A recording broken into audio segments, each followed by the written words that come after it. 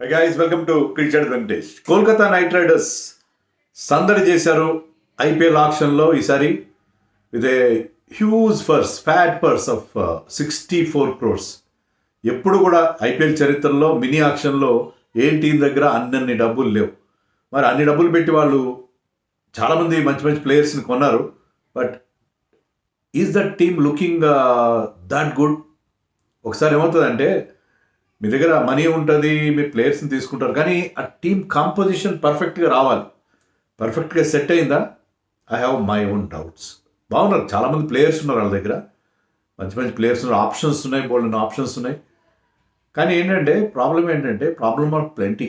ఎవరిని ఎక్కడ ఆడించాలి అంటే ఆ రోల్ క్లారిటీ నాకు కొంచెం డౌట్ వస్తుంది ఈ టీం విషయంలో. చాలా బాగుంది, టీం చాలా బాగుంది, కానీ ఎవరిని ఆడించాలి, ఎవరిని ఎక్కడ ఆడించాలి, ఆ కాంబినేషన్ అంటే ప్రాపర్ 12ని సెట్ చేయడం అనేది వాళ్ళకి కొంచెం ప్రాబ్లమేటెడ్గా ఉంది. ఎవరిని ఎక్కడ ఆడిస్తే వాళ్ళకి మ్యాక్సిమం రిజల్ట్స్ వస్తాయి. ఎందుకంటే చాలా చాలా ఆప్షన్స్ ఉన్నాయి. ఫర్ ఎగ్జాంపుల్ చూడండి, సునీల్ నారాయణ్ ఓపెనర్గా వాళ్ళకి సక్సెస్ ఇచ్చాడు. ఓపెనర్ కాకపోతే అతను లోయర్ మిడిల్ ఆర్డర్లో డౌన్ ది లైన్ ఆడితే అతను not even 50% as effective as an opener. ఓపెనర్కి అన్నిసార్లు క్లిక్ ఆడు, కానీ క్లిక్ అయిన రోజున అపోజిషన్ చుక్కలు చూపిస్తాడు అతను.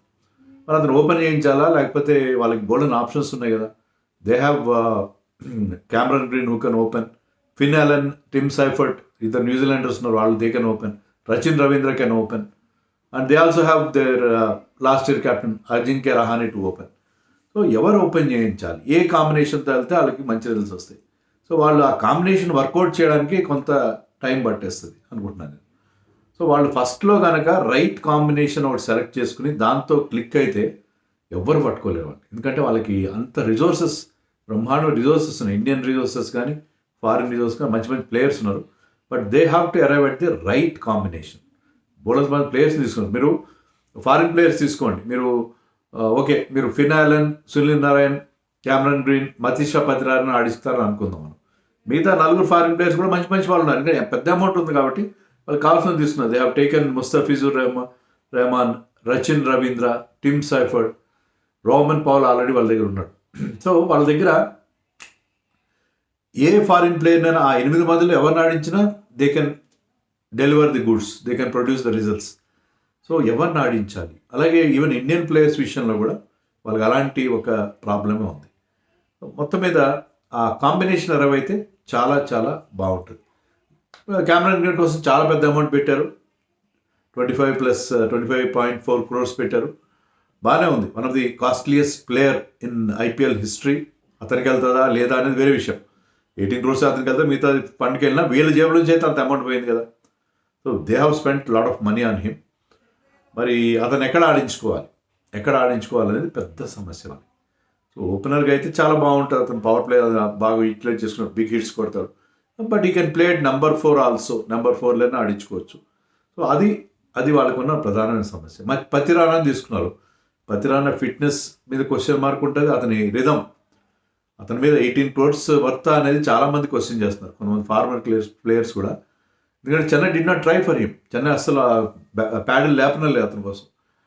They have seen him from close quarters. కానీ అతను యాక్షన్ మాడిఫై చేసుకున్న తర్వాత ఈజీ దట్ ఎఫెక్టివ్ అనేది ఒక క్వశ్చన్.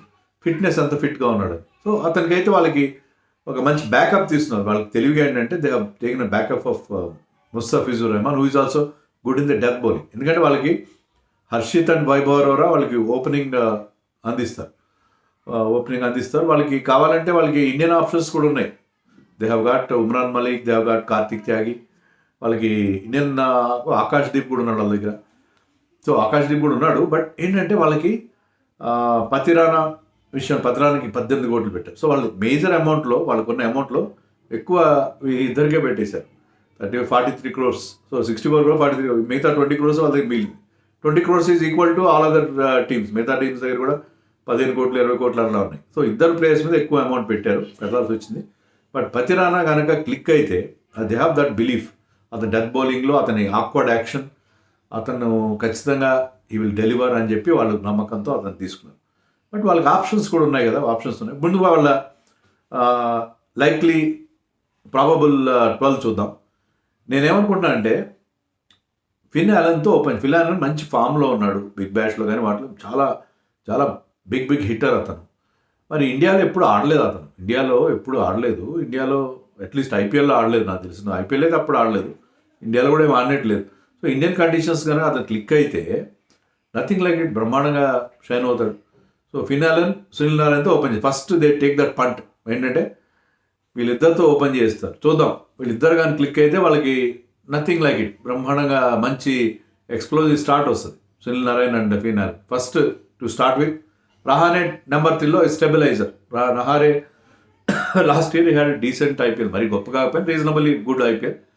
అండ్ ఆల్సో విజయ్ హజార్లో కూడా స్కోర్డ్ వెరీ గుడ్ రన్స్. ఓపెనర్గా ఆడాడు కానీ చాలా ఎక్కువ రన్స్, మంచి రన్స్ చేసి మంచి స్ట్రైక్ రేట్తో ఆడాడు. కానీ మనం అది గ్యారంటీ లేదు రహానే, కానీ రహానేని క్యాప్టెన్ చేస్తారా లేదని కూడా క్వశ్చన్ మార్క్. ఇంకా రహానేని క్యాప్టెన్ చేస్తే మీరు ఆడించాలి, వాళ్ళకి ఇన్ని ఆప్షన్స్ ఉన్నాయి కాబట్టి. రహానేని కాకుండా ఇంక వేరే వాళ్ళు ఎవరైతే రెగ్యులర్గా ఆడతారో, రింకు సింగ్ లాంటి వాళ్ళని క్యాప్టెన్ చేస్తే వాళ్ళకి ఏంటంటే, సునీల్ నారాయణ క్యాప్టెన్ చేస్తే వాళ్ళకి, వరుణ్ చక్రవర్తి ఇలాంటి వాళ్ళని క్యాప్టెన్ చేస్తే వాళ్ళకి రెగ్యులర్గా టీంలో రహానే ఒకవేళ ఫెయిల్ అయితే అతను రీప్లేస్ చేయడానికి వీలవుతుంది. సో అది వేరే విషయం. సో రహానే నెంబర్ 3 అనుకుందాం. Green at number 4 to start with. 5లో దే హ్యావ్ అంకుష్ రఘువంశీని 5లో ఆడించుకుంటారు. 6లో దే విల్ హ్యావ్ రింకు సింగ్ని ఇంకా వీలైతే నన్ను అడిగితే 5లో కూడా ఆడించుకోవచ్చు. రింకు సింగ్ నుంచి మీరు పూర్తిగా అతనుకున్న టాలెంట్ని రాబట్టుకోవాలంటే have to play him at number 5. Last సీజన్లో కూడా అతనికి సరైన నెంబర్ ఇవ్వకపోవడం వల్ల అతనికి ప్రాపర్ బ్యాటింగ్ రాలేదు. సో రింకు సింగ్ ఇంకా హైర్ అప్ ఆడించుకోవాలని నా అభిప్రాయం. ఎనివే రింకు సింగ్ యాంకరిష్లో వాళ్ళ రిక్వైర్మెంట్ బట్టి రైట్ లెఫ్ట్ కాంబినేషన్ అన్ని చూసుకుని వాళ్ళు చేస్తారు. తర్వాత 7లో నేనేమనుకుంటానంటే తేజస్వి యాదవ్ అని ఒక ఢిల్లీ కీపర్ బ్యాట్స్మెన్ తీసుకున్నాను. Tejasvi Yadav big hitter. అతని ముస్టాక్ అలీలో అతని నెంబర్స్ చాలా బాగున్నాయి, మంచి స్ట్రైక్ రేట్తో 6 హీటర్, అతను చాలా పెద్ద 6లు కొట్టగలడు. సో అతను నెంబర్ 7కి ఐడియల్గా ఉంటాడు.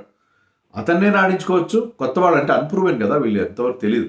లేకపోతే you have the option of Anukul Roy చాలా సీజన్స్గా వాళ్ళ దగ్గర ఉన్నాడు. India under nineteen player. ఇప్పుడు కూడా అతని ఏజ్ తక్కువే, 26-27 ఉంటుంది. చాలా కాలంగా టీంతో ఉన్నాడు. Very good fielder, excellent fielder. అతని చేత ఎప్పుడూ అతనికి లాంగ్ రన్ ఇవ్వలేదు. మహా అయితే 4 మ్యాచ్లు ఆడించుంటారు సీజన్లో. So he was played mostly అదే రీప్లేస్మెంట్, ఎందుకంటే వాళ్ళకి ఆల్రెడీ 2 స్పిన్నర్స్ ఉన్నారు కాబట్టి. సునీల్ నారాయణ అండ్ వరుణ్ చక్రవర్తి ఉన్నాడు, ఒకప్పుడు సుయేష్ శర్మ కూడా ఉండేవాడు. సో అనుకూల్ రాయ్ని మీరు అతను బౌలింగ్ కోసం వాషింగ్టన్ సుందర్ లాగా, because he was the man of the tournament, player of the tournament in recent Mushtaq అలీలో అతను 18 వికెట్లు తీశాడు, 304 రన్స్ చేశాడు, 160 స్ట్రైక్ రేట్తో. సో అతను ఒక genuine allrounder, genuine left arm spinning allrounder. So అద్భుతమైన ప్లేయర్ అతను. సో అతన్ని ఎప్పుడు కూడా అతను వేరే టీంలో కళ్ళగద్దుకుని అతన్ని 11లో ఆడించుకున్నారు. ఈ టీంలో ఇక దే హ్యావ్ స్పిన్నర్స్, సరిగ్గా అతనికి ఎప్పుడు సరైన రన్ రాలేదు. ఈసారైనా అతను ఇప్పుడు ఫామ్లో ఉన్నాడు కాబట్టి అతన్నైనా ఆడించుకోవాలి. తేజస్వి అనుకూల్లో 7th వాళ్ళిద్దరిలో ఎవరో ఒకరిని ఆడించుకోవాలని నేను అనుకుంటున్నాను. 8లో రమణ్దీప్ ఈజ్ డెసిగ్నేటెడ్ ఫినిషర్. 9లో Harshit Rana. So Harshit Rana coming at number 9. వీళ్ళకి బ్యాటింగ్లో బౌల్డ్ అంతా డెప్త్ ఉంటుంది. సో అది వాళ్ళకి అడ్వాంటేజ్. ఒకరు ఫెయిల్ అయినా ఒకరు దాన్ని కాపాడుకున్నాం కదా. నెంబర్ 10లో వైభవ్, 11లో పతిరాణా, నెంబర్ 10లో వరుణ్ చక్రవర్తి, 11లో పతిరాణా, 12లో ఇంపాక్ట్ ప్లేయర్గా వైభవ్ అరోరా అనుకోండి. సో వాళ్ళకి బౌలింగ్ ఆప్షన్స్ ఇద్దరు, వైభవ్ అండ్ పతిరాణా అండ్ హర్షిత్ ఉంటారు.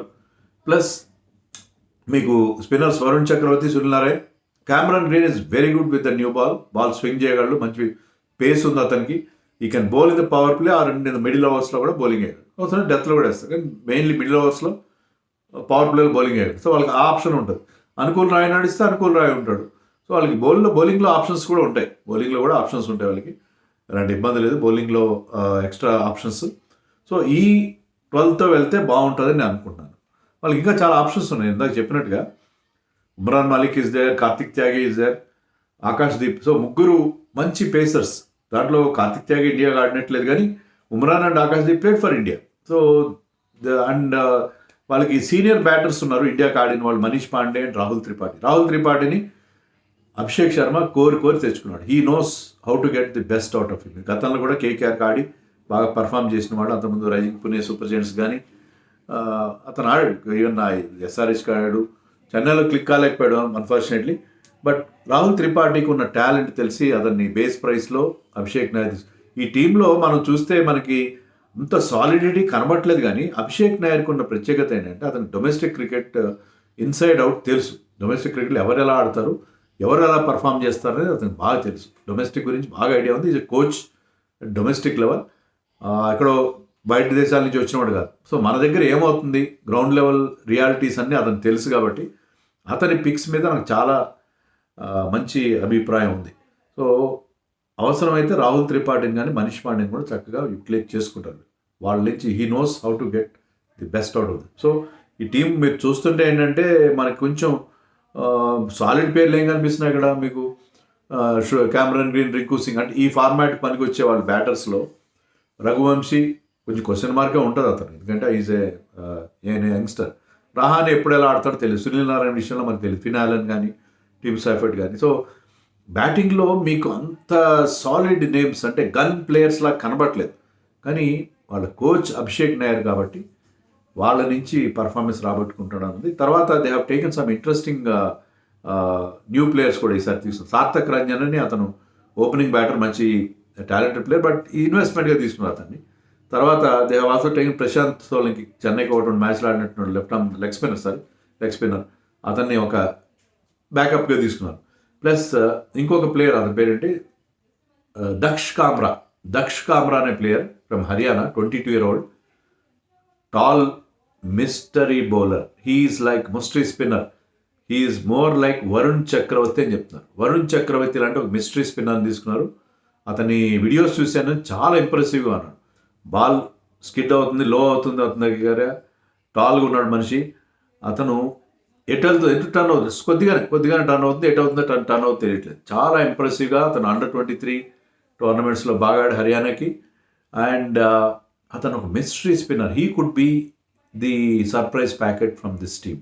అతను కనుక క్లిక్ అయితే వరుణ్ చక్రవర్తి, సునీల్ నారాయణతో పాటు అతను కూడా వస్తే, ఒకప్పుడు సుయాష్ శర్మని అలాగే ఇంట్రొడ్యూస్ చేశారు వాళ్ళు. థర్డ్ అంటే మూడో సింహం, కనిపించిన మూడో సింహం లాంటి వాడు అతను. 4వ సింహం అంటారు కానీ 3వ సింహం. సో అతను కూడా వీళ్ళకి ఇద్దరికి యాడ్ అయితే వీళ్ళ bowling already as it is చాలా బాగుంది వీళ్ళ బౌలింగ్. ఎందుకంటే they have those 2 great spinners, Sunil Narayan and Varun Chakravarthy. వాళ్ళు మధ్యలో మిడిల్ ఓవర్ స్క్వీజ్ చేస్తారు.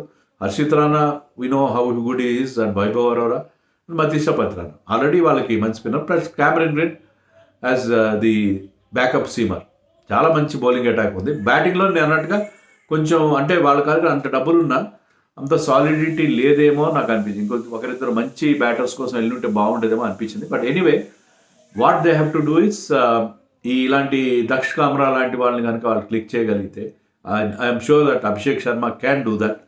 ఐ థింక్ ఈ టీమ్ సర్ప్రైజ్ చేసే అవకాశం. బట్ యాజ్ ఇట్ ఈస్గా నాకేమనిపించిందంటే మనీకి తగినంత వాల్యూ వాళ్ళకి దక్కలేదేమో అని అనిపించింది. అది మనకు అలా అనిపిస్తుంది. ఎందుకంటే ఇప్పుడు మనం గుజరాత్ టైటన్స్ లాంటి టీం చూసినప్పుడు ఏమనుకున్నాం, ఫస్ట్ సీజన్లో ఇదేం టీం అబ్బా ఆశిష్నారా అనుకున్నాం. వాళ్ళు టైటిల్ గెలిచేస్తారు, నెక్స్ట్ సీజన్లో ఫైనల్ కూడా వెళ్ళారు. అలాగే ఈ టీంలో మనకు ఆ బిగ్ నేమ్స్, ఆ గ్లామర్ నేమ్స్ కనబట్టలేదు కొన్ని. బట్ పర్ఫార్మర్స్ని తీసుకున్నాడేమో అభిషేక్ నాయర్ అని నాకు అనిపిస్తుంది. అభిషేక్ నాయర్, అక్కడ డ్వాన్ బ్రావో ఉన్నాడు, టీమ్ సౌదీ ఉన్నాడు. సో మంచి వాళ్ళకి సపోర్ట్ స్టాఫ్ ఉన్నారు. సో ఈసారి కొత్త కోచింగ్ స్టాఫ్తో వెళ్తున్నారు వాళ్ళు. ఐ థింక్ ఈ టీంలో వాళ్ళు they have done there homework. వాళ్ళు అన్ని కోర్టు పట్టుకుని పెట్టినప్పుడు ఐ థింక్ క్యామరన్ గ్రీన్ కనుక ప్రైస్ ట్రాక్ ప్రెషర్ లేకుండా క్లిక్ అయితే ఈ టీంకి అతను ఒక మంచి ఊపు అందిస్తాడు.